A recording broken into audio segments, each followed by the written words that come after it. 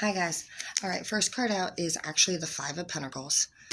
Um, I just heard the word dead weight. Some of you guys might be feeling like you're carrying the weight of somebody else, and they are just literally they may not be working, they may not be helpful, they may not try to do anything with you or for you, and they have nothing in common. And you just also, some of you guys might be feeling like you're at a dead end job. And some of you guys, it does say to let love be your guide. Live a life from love, guided by love. This is this will go for all areas of your life.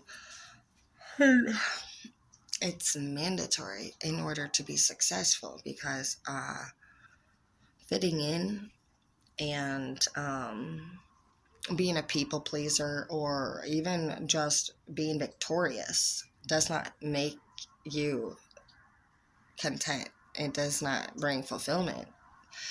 It may bring temporary satisfaction, but long-term fulfillment, no. One of my exes told me that when we were friends after we broke up, because that's a thing, guys. You don't have to be enemies. But we were talking, and I was out on the Bering Sea, and I was just telling him, about some stuff that's going on with me, and he was so kind, and he just said, "Well, Tara," he said, "have you ever thought about focusing on happiness instead of satisfaction?" I'd never heard it said like that before, and I thought I really liked the way that was said. I felt as though he had corrected me, and he had helped to redirect me without myself becoming easily offended, which is something I do. I get angry very fast, and so I take big notice to somebody who says something in a simple phrase that means years worth of yelling, screaming, pleading, talking, and getting nowhere. But that's where I had heard years before too that it's not your information, it's your delivery. And for years, a lot of people are going to try to tell you how to do things and what to do. But only you know what you want to do really truly inside. And that's kind of your business. If you want to share that with other people, then do it. Do whatever. The thing is that we need to be doing what we truly are guided to do. And you will be guided by both of the dark and the light. And there's times in darkness that you will be down there to actually do something that's going to benefit you in the light. And these are facts. Like every single time I have went down a dark path, it was the gateway to the next big victorious, very successful, unbelievable journeys.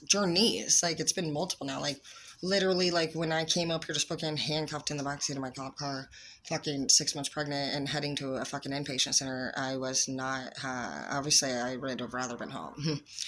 But here I am, and I chose to stay. I graduated, and just one random kind person. Again, for me, what's interesting, since I took my love language quiz yesterday, and I went from apparently being somebody who likes acts of service and gifts to actually affirmations.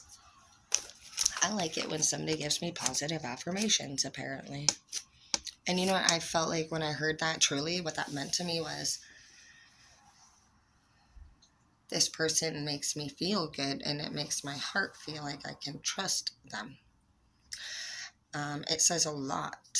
It says that if positive affirmations motivate me the most in a relationship, I've not only changed tremendously because I used to be acts of service, and now I clearly believe in positive affirmations.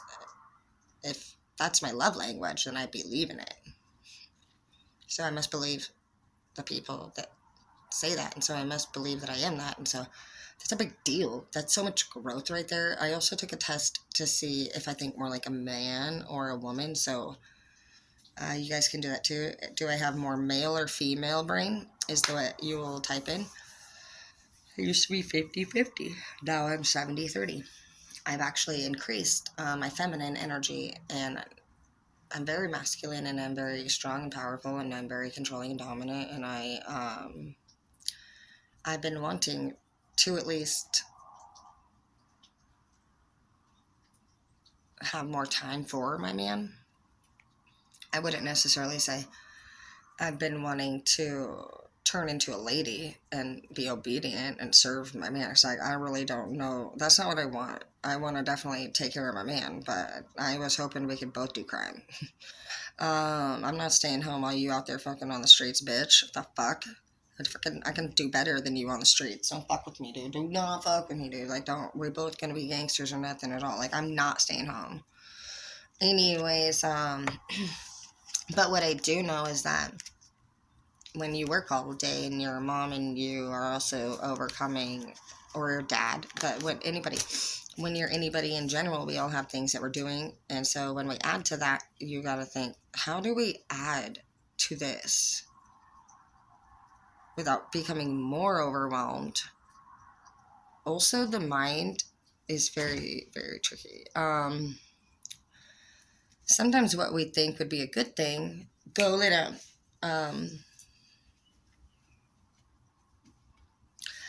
Becomes almost like an obsessive habit. Like, some people get really weirded about that. They get all into their diets, and it becomes noticeable. And something that can be good at first to try to change can become noticeably obsessive, and then you become more and more unlike yourself. So don't try that hard. Like, it's not, you shouldn't even be trying. You should be definitely recognizing moments when you have an opportunity to do things different, and you will. You won't do it. You won't maybe notice. Some people don't. I mean, some people are smart, but how I do my change is I will recognize things. And the first thing I think I really noticed when I started to be able to change is I actually would hear a word. And I know this started for sure probably around 2016 or 17. And it could have been before that, but in 16, I found somebody that I dearly loved hanging. And I had to handle the crime scene. And I needed to fix myself. I was very messed up about it. And I'm not one to turn to people, and I'm very prideful, and I work hard, and it's not that I didn't cry with people. I did. My mom came, and they did what they could for me, but I got real sick, and nobody was making. I wasn't able to find anything, honestly, I didn't know how to feel better with anything tangible facts. Like, another thing that helped me was I don't know, I ended up having to take over this whole mortgage payment after me and Zeke broke up. And it was the first week that we bought the house, and I had to figure out how to triple my income and become a homeowner, lose an 8-year relationship, and deal with my boss who died. I had to graduate my class that I was teaching at the time, and then, with respect to my students, step out of the management and junior teacher position, because my students, they pretty much pay about $30,000 after they get done with their student loans and their interest, and that's each. And that, to me, I valued my students, and I was not okay. I'm not somebody who hangs around an environment where death occurs, and it was my job. It was my boss, and it was really difficult. I had to literally uproot my whole life. I was 7 years clean, and I had came up here. I did everything that they said, and here I was again, literally going through the dark night of the soul for the third time in my life. First time 14 when my sister died. Second time 2007 when I lost my kids and had to relocate. Lost my baby daddy. And 2016, after I sobered up and did literally everything right. I was sober. I got a house. I graduated college twice. I became a manager of a school. Are you fucking kidding me? I was a teacher. I'm a corporate leader. Like, how did that happen? I was pregnant and handcuffed. And then that's like, what? But what I learned is that the one thing that I hadn't done, well, I hadn't done a few things, but the most important thing that I hadn't done, that I realized, was that my belief in God, even I was going to church every Sunday. I fought Zeke and Skylar that we had to go to church on Sundays over like football season, and that is a big deal, and I like football. But I was like, I was actually being so serious about the path that I heard we should be on from other civilians. And that was the error that I was making. I still wasn't putting God first. I was putting my man, me, my kids, God, and honestly, God was kind of fifth, I'd say, because at number 4, I allowed addiction to creep in whenever I didn't use I actually didn't drink and I didn't tweak during those whole 7.5 years. I can't remember exactly how many days it was, but Zeke's new girlfriend knows the exact day that we broke up and how many days we were together, so she can tell you better than I can. I have stopped saying it because she's actually corrects me now that we were together for this many days. Bitch, I don't even know how much my kid weighed when it was born, and you know how many days me and Zeke were together. You do love him. And you know what? He deserves that kind of attention. You should pay attention to him. Because he came home with a hickey on his neck, and if I was paying attention like you were paying attention, I don't think that would have happened. So you know what? You are better at this job than I am. And I let her have him. Thank goodness. And it does say that for you, you're being called into service, and you need to believe in your own guidance. When I went through that breakup, I was in a situation. I woke up in the morning, and it was nearly 8 years together with Zeke, and literally we were on our 5th day of being homeowners.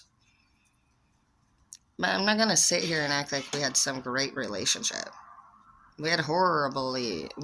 He drank every day almost. I did not drink at all. I didn't drink until after I left. I started drinking last year when I went to Florida. Other than that, I've been pretty much like either sober or on hard drugs.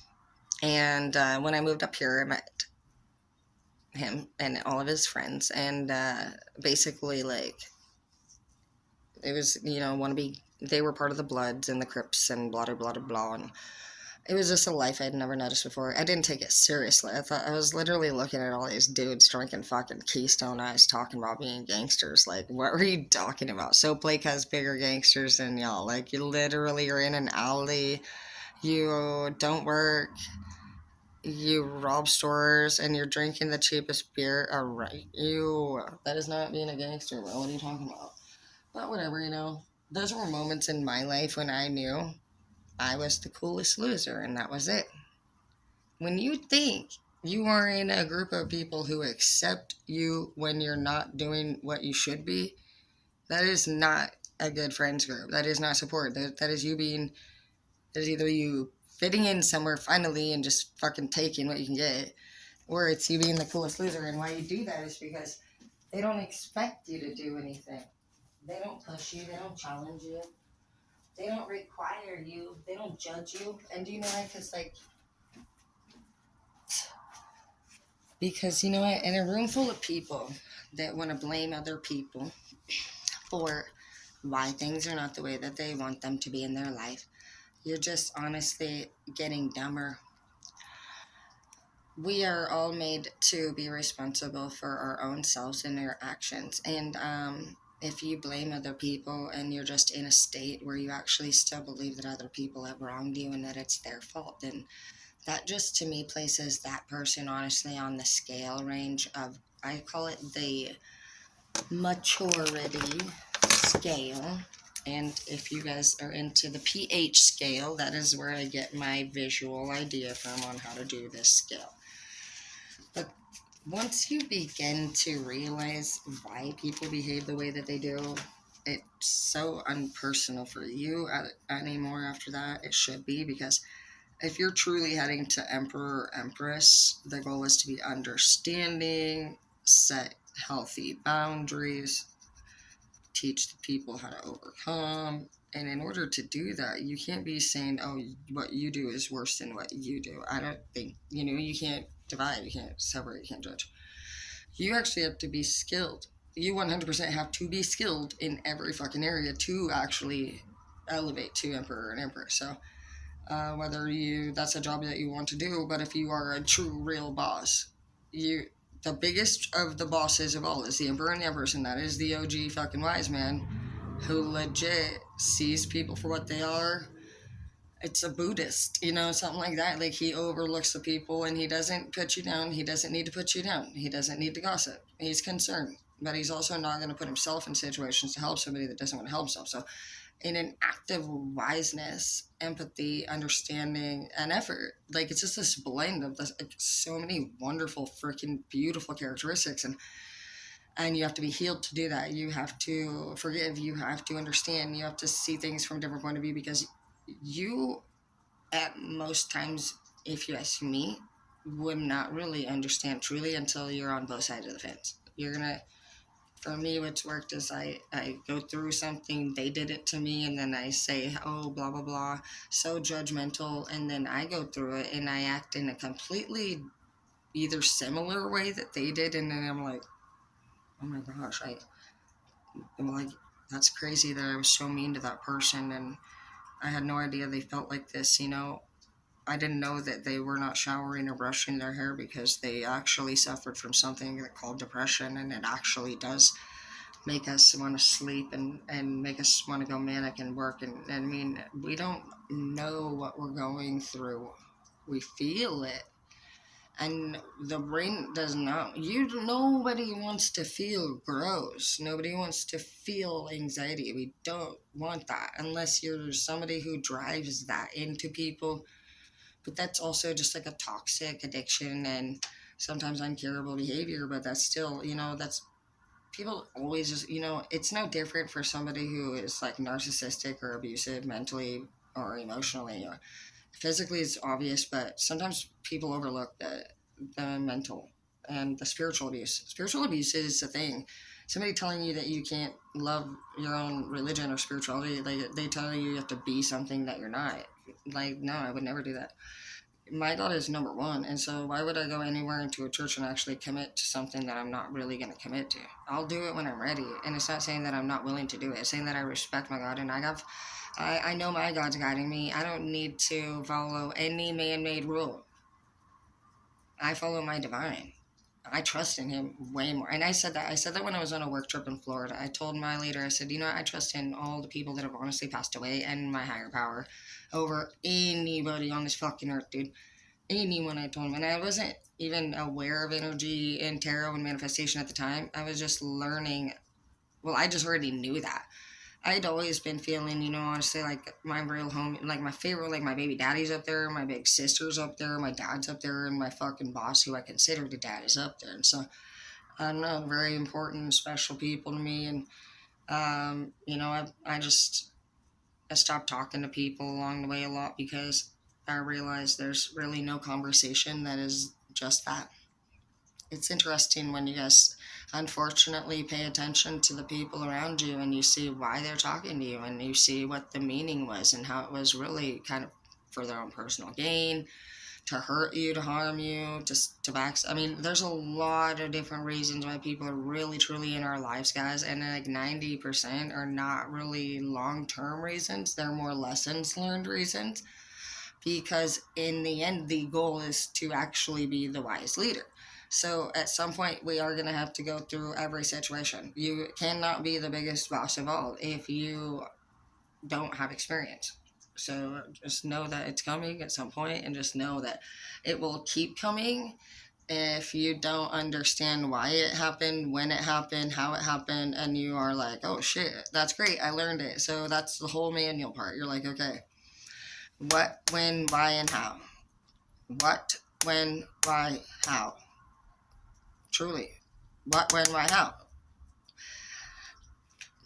There's a lot of good reasons for knowing that. You're gonna know how to overcome it, and if you keep having the same situation happen, you're not learning the lesson, and that's why it's continuing to happen. You're putting yourself in that situation, and nobody rescues anybody. That's not how it works. Like, honestly, if you even have people in your life that you say are helping you when you shouldn't even like get it, like if people help you and you've already screwed them over and you basically have kind of collected a group full of bitches, you're both actually gonna serve karma for your behavior, and that's karma for like your karma is being together each and every day and hating it, and it will still also come later too. Like, so just know that every hour that we spend not going on our real true guide, our heart. You're abusing your literal soul and your spirit and your heart, and you're allowing your mind and your body to run the show. You're not taking care of yourself, for some of you. And you want to do this makeup, and you want to have a nice car, and you want to be important, but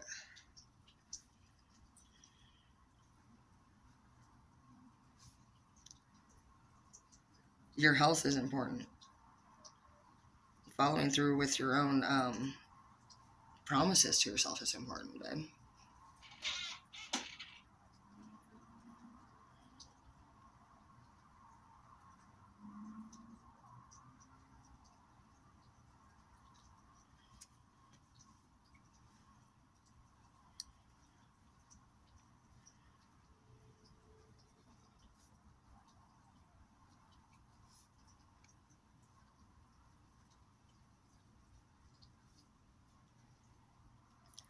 So I was just gonna write down on the maturity scale. So I'd say number one, level number one, which is the lowest.